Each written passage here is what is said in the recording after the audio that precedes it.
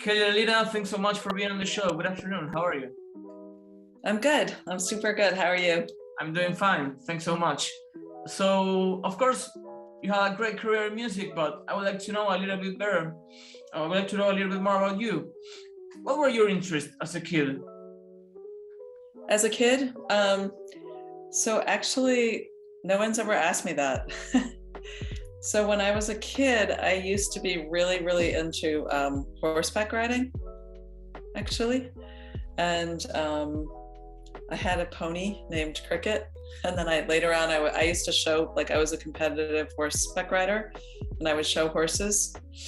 And then I was also started to play music when I was about 7. I started to take flute lessons. And really those were like my main interest was the animals and the music. And then later I played the oboe in the orchestra. So those were my main kid interests, and other than just sort of running around and riding bikes and whatever.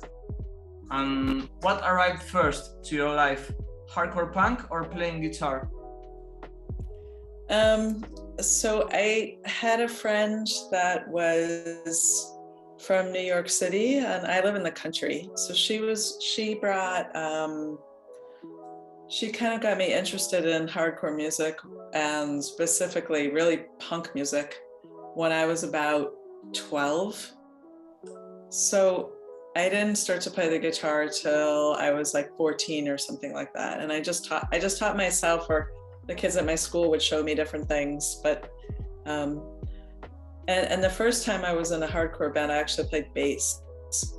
So I kind of decided to, like, a band needed a bass player, and I was like, I can do this. So I started to play the bass. Do you remember what was the first show you ever went to? I do. So there's two answers to this. One was this kind of unconscious thing where I think I was 12. So my friend from Brooklyn, I was visiting her, and she and I went to meet her friend Michelle at CBGB's, and we didn't really stay for the show. And the band that was playing was called Reagan Youth, but I didn't really like know what was going on or anything.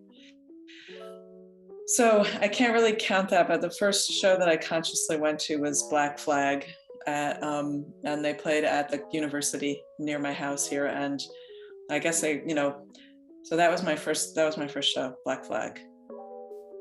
And do you remember how you met your fellow bandmates in 108? So I actually met them so that's a weird one, because I knew like 100 people from the hardcore scene, but I never really knew those guys until I moved into the Temple. So I met them at the Temple, and because I had been in a hardcore band and I played, and because they needed another guitar player, it just seemed like an obvious idea for me to also be in the band. And now time has passed. What do you think is the main difference from when you started as a musician in 108 and where you are right now? Now it's actually hard for me to remember stuff sometimes. So when we started 108, I was like 20 or 21 years. I think I was 20 years old, and I had been in some hardcore bands and stuff like that. But then I took a long period where I didn't play at all because I had children and I was at home and I was, raising my children. And then when I came back to it, I sold my guitar, and I just was home being a mom. And the difference for me personally was that when we had to play I think we played like something like 20 songs at this latest shows we did, which was 2 years ago. I was like, oh my God, I'm having trouble remembering all of them. But because it's actually a lot. But I think the main difference in the hardcore scene is that it's just expanded into a much more diverse, not as diverse as it could be, but it's much more diverse. So we played shows with Firewalker, which is like a female fronted hardcore band. And I'm actually going to do like a solo acoustic performance, because I do that sometimes for a benefit, and we're playing with Bride Riot and with another band which is called Reaching Out, and it's a lot of female musicians. So I feel like now the hardcore scene has a lot more female players, and that's like, for me, that's huge, because I spent so many years kind of as the only one just out there doing my thing. So that's the biggest difference. And now in 108, you're playing with Mike Justian, who's the drummer for Madball. He's a great drummer. What can you tell me about him? Mike Justin is one of my favorite people in the universe. He's smart, he's funny, he's an amazing cook. To me, he's the best drummer that we've ever had. I love playing with him. So he's also currently our housemate. So I can tell you pretty much everything about Mike, because he's been living with my husband and I for the last year during the COVID times, and now he's working at Merch Now and is helping manage the silkscreen shop. But in terms of a musician, he's brilliant. He's like a hard hitter. Like, just the sound of his snare drum for me is like, it's revolutionary. Like I could just hear him hit the snare drum and I'm like, it's so good. So that's what I can tell you about Mike. And he's an amazing chef. A lot of people don't know that about him. Kelly, what you been listening to lately? What kind of stuff? I listen to Krishna Das and Nina Rao. It's very, we play a lot of like eccentric music in the house. I don't know, Mike's always playing like jazz and stuff like that. But I actually, for hardcore, I actually really love Madball.